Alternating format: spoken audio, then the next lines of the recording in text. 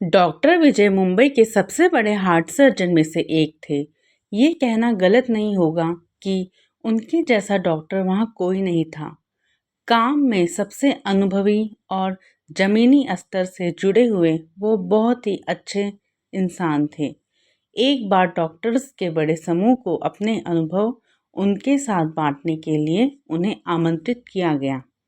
Doctor विजय 2 वर्षों से America में अपनी सेवाएं दे रहे थे और जब पता चला कि उन्हें मुंबई जाकर डॉक्टर्स के एक बड़े ग्रुप को संबोधित करना है और इस ग्रुप को बताना है कि वो गांव-गांव तक अपनी सेवाएं कैसे पहुंचा सकते हैं, गांव के लोगों को हॉस्पिटल से कैसे जोड़ सकते हैं और गाँव में हॉस्पिटल का निर्माण कर मुफ्त में अपनी सेवाएं जन जन तक कैसे पहुंचा सकते हैं।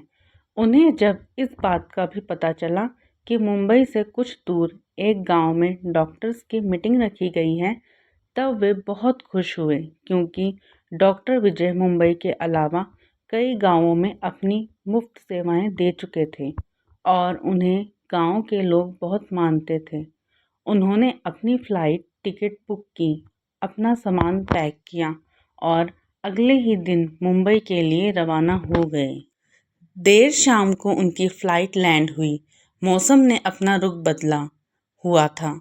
आसमान से एक दो बूंद टपकती पानी कब छोटे छोटे ओले में बदल गए पता ही नहीं चला। मौसम बहुत ज़्यादा ख़राब था। मुंबई से एक जूनियर डॉक्टर शर्मा और उनका ड्राइवर मोहन उन्हें लेने के लिए एयरपोर्ट पर उपस्थित थे। अगली सुबह एक छोटे से गांव में डॉक्टर विजय को संबोधित करना था, इसलिए उन्हें उसी रात ही उस गांव के लिए निकलना था। कुछ देर इंतजार करने के बाद भी मौसम की स्थिति वैसी ही थी। डॉक्टर शर्मा ने मोहन से पूछा, यदि आप गाड़ी चला सकें और रास्ते में किसी तरह की कोई असुविधा ना हो तो क्या हम इस मौसम में भी यहाँ से निकल सकते हैं? हाँ, मैं कोशिश करूँगा, लेकिन गांव जाने के लिए हमें कच्चे रास्तों से होकर जाना पड़ेगा, इसीलिए अभी हम धीरे धीरे आगे बढ़ सकते हैं। मोहन ने कहा। मोहन ने गाड़ी निकाली और तीनों गांव की तरफ आगे बढ़ने लगे। रास्ता और मौसम दोनों बहुत ही खराब था, इसलिए वे धीरे धीरे आगे बढ़ रहे थे। कुछ दूरी तय करने के बाद जब वे एक गांव से गुजर रहे थे, तब मोहन को महसूस हुआ कि उसकी गाड़ी का एक टायर पंचर हो गया। उसने गाड़ी रोकी और नीचे उतरकर बारिश में भीगते हुए उसने टायर को चेक किया। टायर पंचर था। उस गांव में बहुत अंधेरा था। मौसम खराब होने के कारण वहां बिजली नहीं थी, लेकिन मोहन ने देखा कि पास ही एक गांव से रोशनी आ रही थी। मोहन ने डॉक्टर विजय और डॉक्टर शर्मा से कहा कि सर, गाड़ी का टायर पंचर है और टायर बदलने में काफ़ी समय लग सकता है, इसलिए गाड़ी से उतरकर हमें पास के घर में अभी कुछ समय रुकना होगा, क्योंकि ऐसे बारिश में टायर बदलना भी संभव नहीं होगा। दोनों डॉक्टर्स गाड़ी से नीचे उतरे और पास के ही घर की तरफ, जहाँ से रोशनी आ रही थी, आगे बढ़ने लगे। उन्होंने घर का दरवाज़ा खटखटाया, लेकिन अंदर से किसी भी तरह की कोई प्रतिक्रिया नहीं हुई। उन्होंने इस बार फिर दरवाज़ा खटखटाया और अब की बार दरवाजे पर एक बूढ़ी अम्मा थी, जो बहुत उम्र की लग रही थी। माँ जी, हम शहर से आ रहे हैं। मौसम बहुत ख़राब है और यहाँ हमारी गाड़ी भी ख़राब हो गई है। यदि कुछ समय तक आप हमें यहाँ रुकने दें तो आपकी बड़ी मेहरबानी होगी। डॉक्टर शर्मा ने बूढ़ी अम्मा से कहा। क्यों नहीं, आप अब अंदर आ जाइए, मैं आपके लिए चाय बनाती हूँ, बूढ़ी अम्मा ने जवाब देते हुए कहा। ये बिस्तर पर यहाँ छोटा बच्चा क्यों करा रहा है? इसे क्या हुआ? डॉक्टर विजय ने बच्चे की कराह सुनी और बूढ़ी अम्मा से पूछा। अब क्या बताएं साहब, गांव में हॉस्पिटल की सेवाएं नहीं हैं। हर छोटी बड़ी बीमारी के लिए शहर जाना पड़ता है। यह मेरा इकलौता पोता है। शुरुआत में इसे खांसी थी, धीरे धीरे इसकी छाती में दर्द होने लगा और जब मैंने इसके इलाज की प्रक्रिया पता की तो मुझे पता चला कि मेरा पोता एक बहुत बड़ी बीमारी से जूझ रहा है। इसके हार्ट में बहुत बड़ी समस्या है।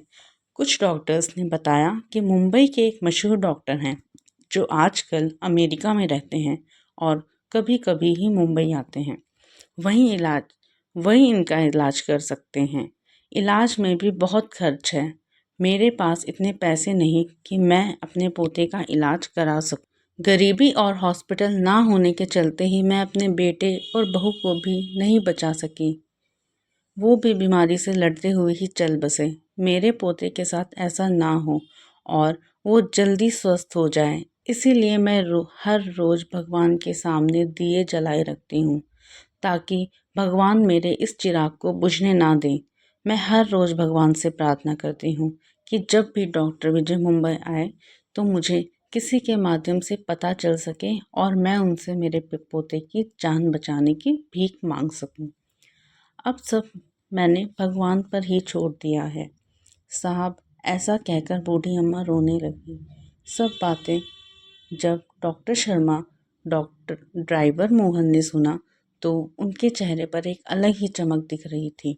डॉक्टर शर्मा बूढ़ी अम्मा के पास गए और उन्होंने उनका हाथ पकड़ते हुए कहा, माँ जी, आप जिन डॉक्टर विजय की बात कर रहे हैं वो आपके सामने ही खड़े हैं। डॉक्टर विजय ने बूढ़ी अम्मा से उनके गांव वाले कार्यक्रम के बारे में पूरी बात बताई और यह भी विश्वास दिलाया कि उनके पोते का वो मुफ्त में इलाज करेंगे और गांव-गांव तक चिकित्सा की सेवाएं पहुंचाएंगे।